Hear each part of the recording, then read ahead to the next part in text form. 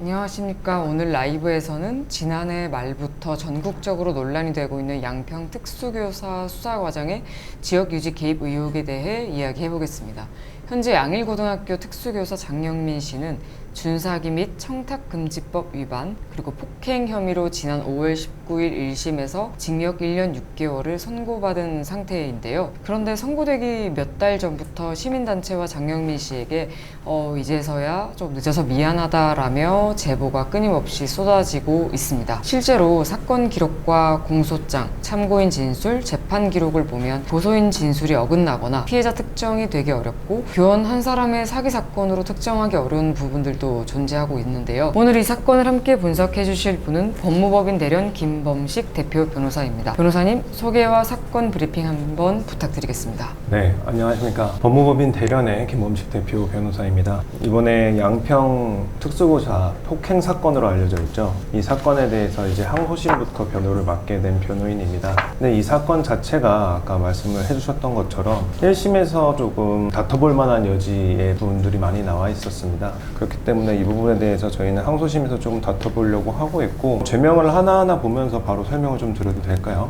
네. 죄명을 보면은 이제 준사기라는 부분이 있습니다. 준사기 같은 경우에는 심신이 상실된 상태를 이용을 해서 이제 재물을 교부받거나 재산적 이익을 얻었을 때 성립되는 죄인데요. 단순히 이제 여기 1심 재판부 같은 경우에는 이제 피해자들이 당장에 특수 학교에 다니는 이제 장애 등급이 있는 사람들이라는 이유만으로 준사기라는 것을 쉽게 인정을 해버렸는데, 사실 이 준사기에서 이 준 부분 같은 경우, 특히 심신상실 같은 부분 같은 경우에는 장애 등급이 있다고 해서 바로 준사기가 된다, 심신상실이다 이렇게 인정하기보다는 그 당시 의사결정을 할 때 어떤 상태에 있었고 어떤 생각을 가지고 있는지에 대해서 충분히 들어보고 난 후에 과연 심신상실 상태가 맞았는지에 대해서 판단해 볼 필요가 있습니다. 그래서 준사기 부분에서 준 부분이 충분히 다퉈졌어야 됨에도 불구하고 이 부분에 대한 판단이 판시에도 제대로 나와 있지 않는다는 점에 대해서 한번 다퉈볼 필요가 있을 것 같고요. 그리고 사기 같은 부분에도 구속이 되어 계신 선생님께서 부당하게 이익을 얻었다, 재물을 얻었다, 재산적 이익을 얻었다라는 부분이 있는데, 사실 제가 오늘 준비해온 자료가 한 요 정도 됩니다. 요 정도 자료가 사실은 구속이 되고 나서 준비된 자료들이라서 미처 이 판결에는 반영을 하지 못했는데, 항소심에서는 그러한 돈을 어떤 명목으로 받았는지에 대해서 충분히 증명을 해볼 예정이고, 이렇게 증명을 해보이고 나면 사기 금액 자체도 줄 수 있기 때문에 준사기에 대한 유죄 무죄, 준사기가 인정이 안 된다고 하면 사기로서의 어떤 유죄 무죄를 다퉈볼 생각입니다. 그리고 청탁금지법 위반 같은 경우에도 일방적인 어떤 고소인의 진술들만 있습니다. 근데 이런 고소인의 진술들도 이제 증인신문을 통해서 확인해 봤을 때에는 사실 일관적이지가 않습니다. 그리고 그런 부분에 있어서도 사실 제가 오늘 챙겨온 이런 자료들 안에 왜 금품이 왔다 갔다 했었어야만 했는지에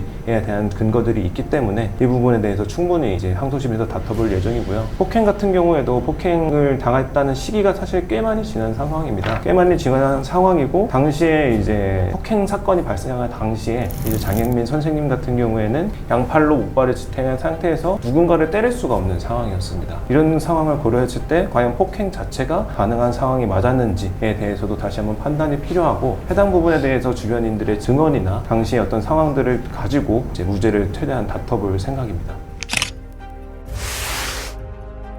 네, 사실 저는 군 검사로서도 사실 복무를 했었습니다. 대한민국 육군 군검사로서 복무를 하면서 이제 검사로서의 지위가 어떻고 어떠한 권한이 있고 어떠한 힘이 있는지에 대해서도 알고 있는데요. 사실 어쩔 수 없이 영장을 청구했다는 말 자체가 말이 안 됩니다. 왜냐면은 검사에게는 자기의 영장 청구를 최종적으로 승인낼 수 있는 권한이 본인에게 있습니다. 그런데 검사가 경찰에서 계속 청구를 하기 때문에 이거를 어쩔 수 없이 청구를 했다라는 것 자체는 서로의 눈치를 보지 않는 한 사실은 있을 수 없는 일이고, 영장 청구가 될 만한 사건이었느냐에 대한 저의 판단은, 당장에 이 장영민 선생님 같은 경우는 신분이 확실하신 분입니다. 몇십 년 동안 선생님으로서 근무를 하신 분이고, 주변에서 지금까지도 막 탄원을 하면서 이분에 대한 어떤 좋은 이야기들이 많이 나오고 있는 상황이었고, 보통 구속 수사를 하는 데는 몇 가지 이유가 있습니다. 이제 첫 번째로 뭐 증거를 인멸할 우려가 있느냐, 두 번째로 이제 도망할 우려가 있느냐, 아니면 뭐 중요 참고인들에 대한 위해 우려가 있느냐라는 부분들이 있는데, 사실 학교 선생님으로서 주변인들에게 경찰에게 위해를 가하기도 쉽지 않은 상황이었었고, 당시에 문제가 불거지고 나서는 피해자들과 분리가 되어 있었기 때문에 위해 우려도 없는 상황이었고, 주거는 너무나도 사실 명확했었습니다. 그리고 신분도 또한 명확했었고요. 그렇다고 하면은 과연 도망의 우려가 있었느냐라는 부분 같은 경우에도 여기에 대해서 자신은 자기의 결백함을 밝히고 싶어 했었지, 결코 도망가서 내가 지금까지 쌓아왔던 어떤 명성들에 대해서 오명을 남기고 싶어 하지 않으셨습니다. 그렇기 때문에 제가 판단했을 때는 구속의 사유가 있느냐라는 부분에 대해서는 없다고 판단이 되는데, 후에 제가 듣기로는 한 고소인이 지속적으로 경찰에 이 구속영장을 청구해달라고 요청을 했었고, 이 경찰도 이러한 압력 때문에 어쩔 수 없이 검찰에다가 구속영장을 청구를 했다. 또 검찰에서는 또 떠넘기시기 식으로 경찰에서 계속 청구를 해서 어쩔 수 없이 청구를 했다라고 했었고, 결국 법원 자체도 사실 프레임이 씌워져 있는 상황에서의 어떤 구속영장만 보고는 사실 제대로 된 판단을 하기 어려웠을 것이라고 생각이 듭니다. 그래서 그 수사기관에서 이제 악의적으로 기재되어 있는 어떤 내용들을 보고 구속영장이 발부가 되었고, 이것에 대해서 정확하게 밝히지 못해서 사실 1심에서도 실형을 받으신 것 같습니다. 사실 이 사건에서 지금 양평 특수교사 폭행 사건으로 알려져 있지 않습니까? 사실 제일 처음에 이 고소인이 누군지에 대해서는 아직 제가 파악을 하진 못했지만 많은 화제성을 좀 끌어오시기 위해서 노력을 하셨던 것 같아요. 그래서 제일 처음에 자극적인 멘트들은 다 넣어놓은 것 같아요. 이제 학교 선생님이 아이를 성폭행했다라는 얘기도 넣어서 이제 고소장에 넣었었고, 그리고 뭐 뇌물을 받았다라는 내용을 또 넣었었고, 때리기도 했었다라는 걸로 해서 넣었었고, 금품을 갈취했다라는 걸 통해서 또 넣으셨던 것 같아요. 그래서 이런 부분들이 충분히 많았음에도 불구하고 수사기관에서 정 안 될 것 같은 부분들은 다 배제를 시키고, 지금 판결에서 인정된 부분은 준사기, 청탁금지법 위반, 폭행죄 이렇게만 남게 되었습니다. 그렇기 때문에 저의 개인적인 생각으로는 이제 2심에서 이 사건을 맡아서 진행을 하는데, 과연 고소인이 최초의 신고를 어떻게 했으며 거기에 대해서 어떤 부분이 이제 너무 과장되게 되었다거나 악의적으로 되었다는 부분들을 체크를 해서 이 신고 자체의 신빙성에 대해서도 한번 다퉈볼 생각입니다. 다퉈볼 여지가 충분히 있습니다. 그러한 이유는 당장에 저희가 이제 확보한 자료에 따르면은 1심에서 주장하지 못했던 부분, 주장 입증이 되지 않았던 부분들은 돈을 받은 이력은 있는데 이걸 어디다 썼는지 소명을 못해서 이렇게 다 금액이 인정이 되어버렸습니다. 근데 지금 저희가 확보한 자료에 따르면은 이 학생들에게 대해서 어떤 금액들이 지출이 됐으며 어떤 금액에 대해서 대신 내주고 어떤 금액에 대해서 후정산을 받았으며 하는 금액적인 부분에 대해서 자료들이 다 확보가 되어 있습니다. 그렇기 때문에 이 부분들을 나중에 정산을 해서 재판에 낸다고 하면은 청탁금지법 위반 부분에서도 액수들이 다 빠질 것이고, 그리고 사기 부분에서도 이 액수들이 다 빠질 것입니다. 근데 만약에 제가 가지고 있는 이 자료들로 해당 금액들을 모두 빠지게 만든다고 하면은 이 준사기와 청탁금지법 위반 모두 무죄를 받을 수 있을 것이라고 생각이 됩니다.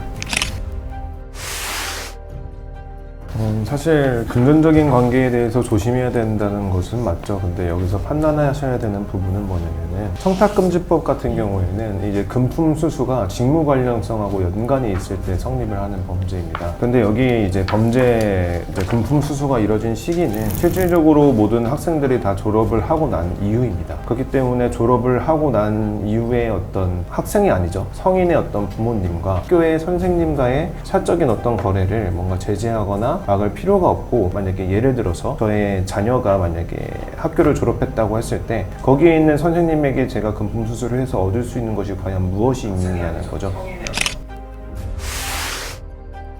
제가 한번 판결문 앞에서부터 한 번 더 검토를 해봐 드리면은, 이 페이지에 보면은 내용에 이런 내용들을 적어 두십니다. 돈을 요구해도 별다른 사리 분별 없이 자신의 요구에 응한다 라는 얘기를 넣어 주셨는데, 사실 이 사건 당시에 여기에 기재되어 있는 피해자들 같은 경우에는 미성년자가 아니기 때문에 사리 분별력 자체를 언급할 필요가 없습니다. 이 사람들에 대해서 판단이 돼야 되는 부분은 심신장애 부분이에요. 만약에 여기에 대해서 유죄 판결을 낸다고 하면은 여기에 있는 성인들 같은 경우가 심신장애 정도에 이뤄서 어떻게 보면 사기를 당할 수밖에 없느냐라는 부분을 판단을 해야 되는 것이고, 이 심신장애 같은 경우에는 많은 분들이 알고 계시겠지만 술을 많이 먹어서 심신장애 받았다, 심신상실에 받았다라는 부분을 판단을 받고 인정을 받으려고 하면은 사실 정신과 전문의들의 어떤 판단이 필요하고, 조금 심할 경우에는 이제 정신과 병원에다가 이제 입원을 시킨 다음에 어떤 일정한 약물을 복용을 해보면서 변화 정도를 이제 체크를 해봅니다. 이 정도의 어떤 충분한 감정이 이루어지고 나서야지 인정이 되는 것이 심신장애나 심신상실 부분인데,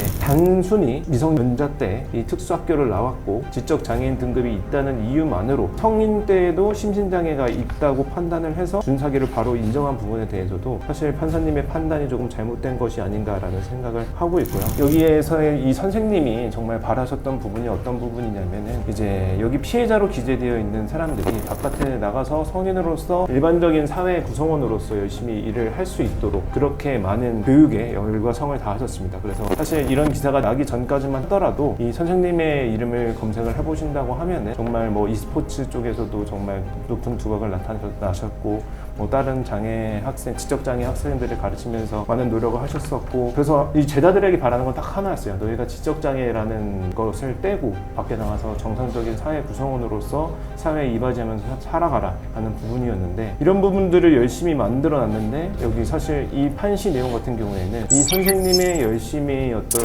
교육에 대한 성과 자체도 다 무너뜨리는 어떤 말인 거죠. 충분히 사리분별력이 있고 심신장애가 없는 정말 사회의 하나의 구성원으로 교육을 시켜서 사회로 내보냈는데, 이게 아니라고 당장에 다른 어떤 판단 부분도 없이 당장에 선생님을 까내리고, 그리고 여기 있는 피해자라고 기재된 사람들을 심신장애 정도로 판단을 해서 준사기에 대해서 유죄 인정을 한 부분은 사실 적절하지 않다고 보이고, 이 부분에 대해서는 항소심에서 법리를 통해서 적극적으로 다투려고 하고 있습니다. 청탁금지법 위반 부분 같은 경우에도 제가 아까 말씀드렸던 것처럼 직무 관련성하고 금전 수수한 거하고 관련성이 있어요. 근데 이미 졸업했으니까 성인이죠. 성인과 학교 선생님 간에 금품을 주고받았을 때 과연 어떤 직무 관련이 있어서 이득을 얻을 수 있는지에 대해서 판단이 필요하고, 이 직무 관련성과 인정이 되지 않는 금액에 대해서는 사실 이런 형벌로 다스릴 것이 아니라 인사적인 부분을 통해서 채무와 채권 관계로 정리하는 것이 맞다고 판단이 됩니다. 그리고 이제 폭행에 대한 부분도 있는데, 이 당시에 증언을 받을 때만 하더라도 이제 이 식당의 주인이 선생님과 학생들이 굉장히 자주 온다라고 얘기를 하면서 그들의 관계를 굉장히 잘 알고 있는 것처럼 이제 진술을 했지만, 실제로 알고 보니까 실제로 단골이었던 식당도 아니었었고 따로 가는 또 단골 식당이 있으셨다고 합니다. 그렇기 때문에 이런 부분에 대해서 진짜 단골이 아닌 식당 주인님께서 과연 이런 진술을 왜 이렇게 과하게 하셨는지에 대해서도 조금 의구심을 제기를 할 예정입니다. 그리고 관사 앞에서의 폭행이 있는데, 이 부분 같은 경우에는 선생님이 사실 거동이 편하지 않으십니다. 그래서 양쪽에 다 목발을 집으시고 이동을 하셔야 되는데, 사실 이 폭행 내용을 보면은 한쪽 목발을 집어 던지고 다가가지고 때리는 어떤 그런 내용들이 기재가 되어 있는데, 사실 목발 하나만 없다고 하더라도 넘어져야 되는 정도의 상태였기 때문에 사실은 이 폭행 자체가 가능했었는지, 실제적으로 신체적인 능력으로서 이 선생님이 가능한 폭행이었는지에 대해서도 사실 다시 한번 판단이 필요한 상황입니다. 이런 전체적인 내용들을 바탕으로 봤을 때 저희 법무법인 대련 같은 경우에는 1심 판결 자체가 좀 잘못된 부분들이 많고, 금액들이 왔다 갔다 했던 부분들에 대해서도 저희가 그 명목에 대해서 다 찾아놨기 때문에 충분히 다퉈서 과연 준사기가 될 수 있는지, 청탁금지법이 될 수가 있는지, 폭행은 정말로 신빙성 있는 증거들을 바탕으로서 유죄가 났는지에 대해서 철저하게 한번 다퉈볼 예정입니다. 네, 변호사님 말씀대로 1심에서는 많은 아쉬움과 혼재된 부분이 많은 것 같습니다. 사실과 의견이 다르고 사회적 약자라고 표현하면서도 초록색 또는 파란색으로 보일 수 있어 다툼의 여지가 있는 부분인 것 같습니다. 우리 사회가 절차와 공정성에 대해 다시 질문하는 계기가 되기를, 또 진실과 진심이 항소심에서 밝혀지기를 고대합니다. 시청자와 제보자들이 또다시 궁금해하는 부분은 이 부분인 것 같은데요. 지역사회 영향력은 어디까지 여론과 법적 절차로 움직일 수 있는가? 왜 진술과 거래 금액의 소명이 제대로 없이 이루어지고 있는가? 과연 양평군 유지라고 불리는 이제 고발인들, 최초 고소인들이 특수교사 장영민 선생님의 파면과 구속 수사, 징역형 선고까지 이어질 수 있는 만큼 힘이 강한가? 왜 이렇게까지 하는가라는 말까지 나왔어요. 기자윤리와 보도 준칙까지 양평군청에서는 제대로 지켜지고 있는지 검토하고 있는 중이라고 합니다. 이런 부분이 좀 가장 큰 것 같은데요. 보다 공정하고 독립적으로 취재하기 위해 다수의 제보자 중에서 어렵게 본 영상 취재를 위해 몇 분을 모셨는데요. 팩트체크를 위해서 인터뷰 이어서 진행하겠습니다. 장 선생님이 막 누구를 때리는 그런 성품이셨나요? 아니요, 절대 주먹을 막 때리던가 전혀 없었습니다. 한 번도. 편견이라고 할 수 있지만 이걸 악용하는 장애인들도 많습니다. 불이익보다도 이익을 보게 되는 거예요. 뭐 편의를 봐준다든지, 너 모르니까 괜찮아.